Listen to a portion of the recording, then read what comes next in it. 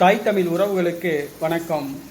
சிகிச்சைக்கு அமெரிக்கா செல்லும் மு.க. ஸ்டாலின் என்ற தலைப்பில் இந்த காணொளியை நாம் காண்கின்றோம். தமிழக முதலமைச்சர் மு.க. ஸ்டாலின் அவர் முதலமைச்சர் ஆவதற்கு முன்பாகவே அடிக்கடி வெளிநாடு செல்வார். இங்கிலாந்து, லண்டன், தாய்லாந்து என்று வெளிநாடுகளுக்கு அடிக்கடி செல்வார். அவருடைய வெளிநாட்டு பயணம் மீது பல்வேறு சர்ச்சைகள் எழுந்தன. அவர் சிகிச்சைக்காக வெளிநாடு செல்கிறார் என்று கூறப்பட்டது. அவருக்கு எலும்பு புற்றுநோய் இருப்பதாக கூறப்பட்டது. அதற்காகத்தான் சிகிச்சை பெற்று வருகிறார் என்று கூறப்பட்டது. ஆனால் திமுக தரப்பிலிருந்தோ மு.க. ஸ்டாலின் குடும்பத்திலிருந்தோ எந்த ஒரு தகவலும் வெளியிட்டது கிடையாது.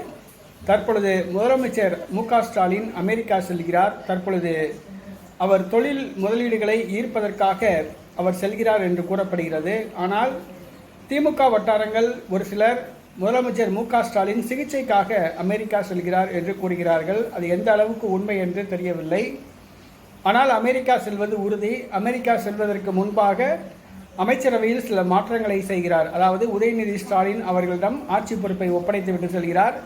அமைச்சரவையில் பல மூத்த அமைச்சர்களுக்கு ஓய்வு கொடுத்துவிட்டு புதிய அமைச்சர்கள் சேர்க்க திட்டமிட்டுள்ளார். ஆகவே அமெரிக்காவிற்கு முதலமைச்சர் மு.க. ஸ்டாலின் செல்வது சிகிச்சைக்காக என்று கூறப்படுகிறது.